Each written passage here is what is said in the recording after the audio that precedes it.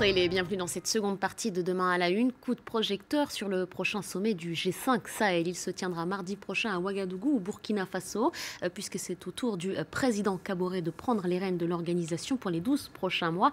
Il recevra à cette occasion ses homologues maliens, tchadiens, mauritaniens et nigériens. On revient sur les enjeux de cette rencontre et de la mission de cette force G5 Sahel avec vous, Salima Abelhadj. Bonjour Salima. Bonjour.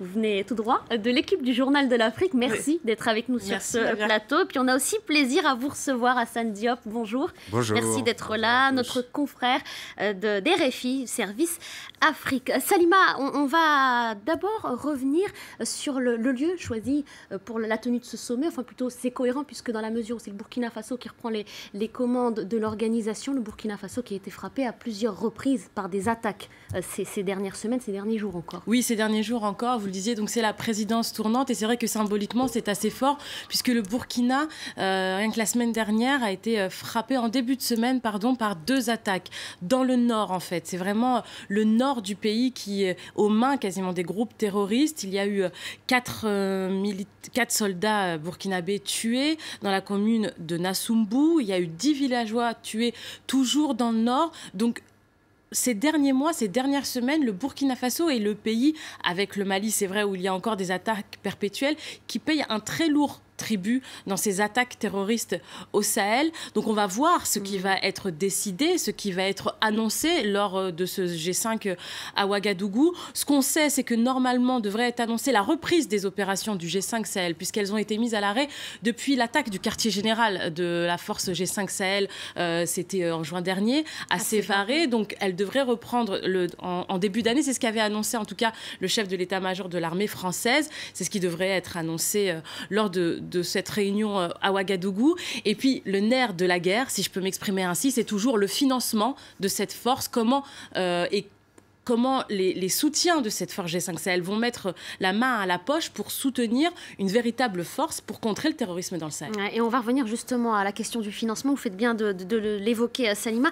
Hassan, il y a à peu près quelques 5000 hommes qui devraient constituer cette force G5 Sahel, originaire donc du Mali, du Tchad, de la Mauritanie, du Niger et du Burkina Faso, les 5 pays membres de cette force-là. Comment est-ce que ces hommes sont-ils recrutés, formés et dirigés, Hassan ?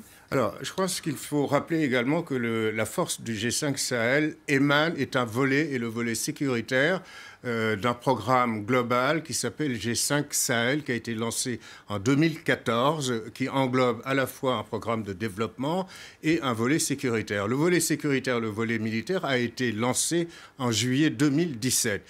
Les forces sont recrutées normalement au sein des forces armées des 5 pays membres. Ces forces sont principalement entraînées du point de vue opérationnel par les forces françaises. Et ensuite, chaque pays contribue à hauteur de 1000 hommes au départ pour atteindre le nombre de 5000 hommes. Et à terme, normalement, cette force devait aboutir à 10 000 hommes. Et comme on l'a dit, cette force a du mal à démarrer. Il semble que depuis, effectivement, qu'elle est en marche, on compte, selon des sources françaises entendues notamment lors du forum international pour la paix et la sécurité en Afrique en novembre dernier à Dakar. Selon ces sources, il y aurait eu 6 opérations de menées par cette force incomplète, 6 opérations et pas forcément en prise directe avec les djihadistes, alors que sa vocation et de lutter donc contre ces groupes djihadistes. Et Salima l'a dit, ensuite il y a eu le coup d'arrêt après l'attaque à la voiture piégée contre le quartier général de cette force à Sévaré. Et puis il y a eu effectivement plusieurs sources. Alors une première source qui disait que les opérations avaient repris mi-janvier, le 15 janvier. Ensuite, à Ouagadougou, on semble dire que ça sera plutôt dans les prochains jours. Vous voyez, tout ça indique finalement que cette force, pour être clair, est une force qui n'est pas aboutie. C'est une force qui n'est pas totalement opérationnel et on est véritablement loin des enjeux qui lui ont été assignés. Pour l'heure, en tous les cas. Salima, on parle de terrorisme et de crimes organisés dans la région sahéro-sahélienne. Est-ce qu'on sait exactement à quel type de groupuscules, de factions ou de cellules auront affaire ces hommes de la force G5 Sahel, si toutefois ils étaient déployés et envoyés réellement en mission? En fait, les attaques perpétrées dans le Sahel sont issues de groupuscules, de factions qui sont un peu les je ne veux pas dire les sous-traitants, mais les groupuscules de grands groupes terroristes, finalement. Mais on vous comprend plus facilement, c'est vrai, quand on parle comme ça. Malheureusement, c'est la réalité du terrain. Il y a d'abord les groupes qui ont prêté allégeance à Boko Haram et donc à l'organisation de l'État islamique, parce que Boko Haram a prêté allégeance à Daesh, à l'organisation de l'État islamique. Et donc, il y a le groupe l'État islamique dans le Grand Sahara qui perpétue des attaques dans le Sahel. Et puis, il y a aussi toujours la présence d'Al-Qaïda. Et là, c'est Al-Qaïda au Maghreb islamique, AQMI.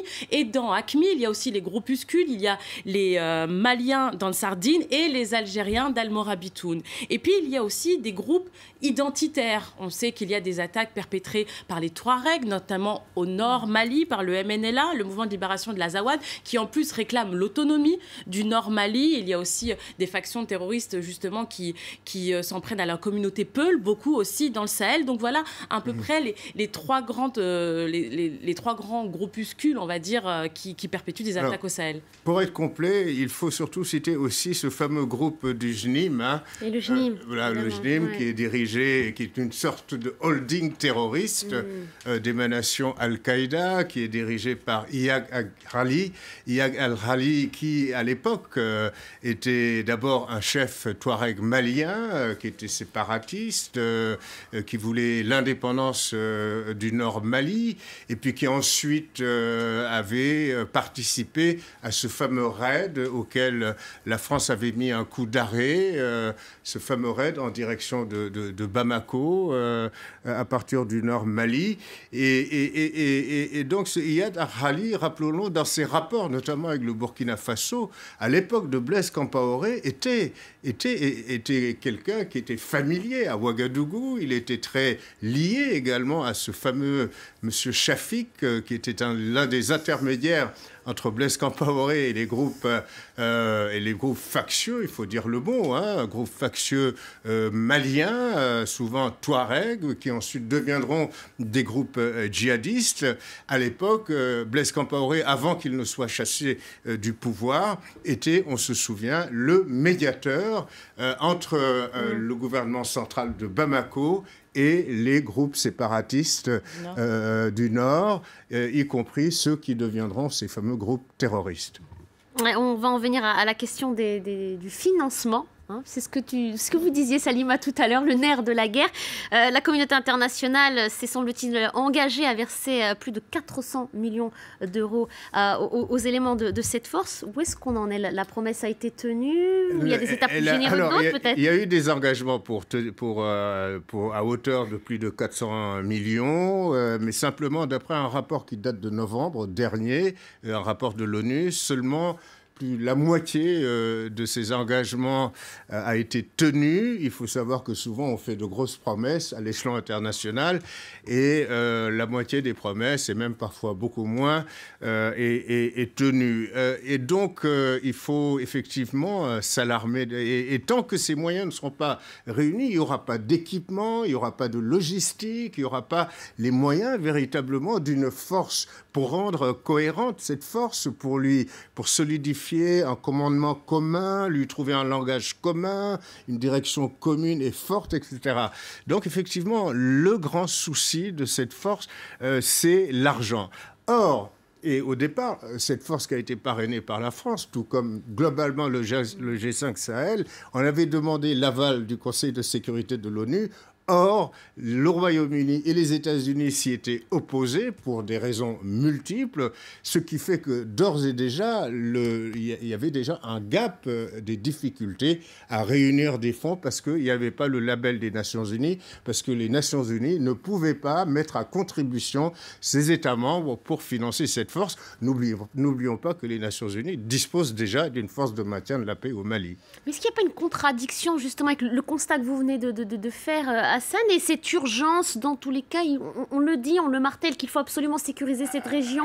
Donc pourquoi est-ce qu'il ne démarre pas clairement? C'est à la fois des questions juridiques, c'est à la fois parce que cette force est Mais inédite. la volonté, elle est là? La volonté n'est pas forcément là, parce qu'il faut repenser véritablement aujourd'hui les structures de défense, de maintien de la paix. Alors il y en a qui disent que voilà, que cette force du G5 Sahel doit pousser les Nations Unies à réinventer l'idée de force de maintien de la paix. C'est-à-dire, au lieu de déployer des forces sous bannière de l'ONU, donner les moyens aux États qui sont confrontés à des difficultés et qui n'ont pas les moyens, visiblement, eh bien, leur donner des moyens en parrainant évidemment les forces communes et les armées locales. de se défendre et de pérenniser ces forces pour continuer à se défendre contre des dangers tels que le terrorisme. Alors, si je vous comprends bien tous les deux, donc cette force G5 Sahel est encore loin d'être effective.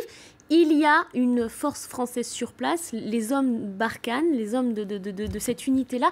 Salima, on doit comprendre quoi finalement? Que Barkhane doit rester sur place finalement le temps du passage de relais? Ils sont pas prêts de partir, hein, comme le disait Hassan. Ils sont censés aussi être un maintien et un soutien de cette force au G5 Sahel, comme ils sont actuellement un soutien à l'armée malienne. Et comme on en est aux prémices de cette force G5 Sahel, comme le disait Hassan, on ne sait pas encore comment elle va être déployée.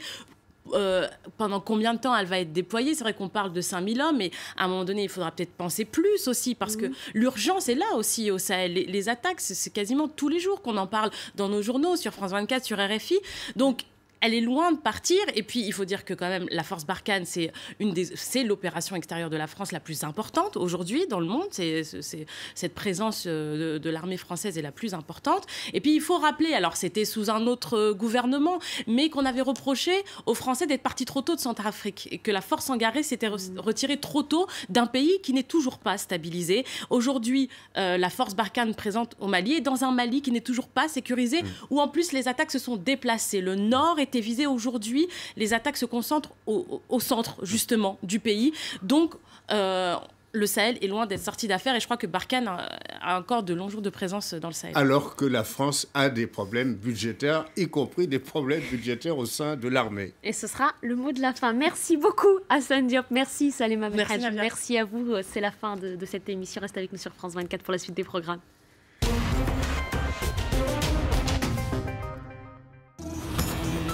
Il y a 35 ans, le président Félix Houphouët-Boigny transférait la capitale de la Côte d'Ivoire dans son village natal, Yamoussoukro.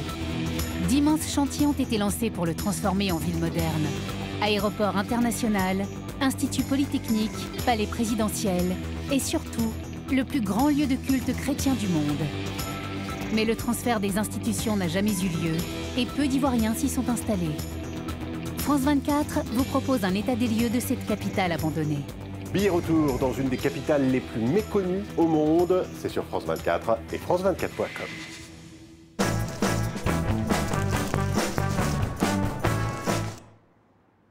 Soyez prêts à affronter l'hiver devant la météo avec l'entretien hiver Midas. Midas, pour vous, on se dépasse.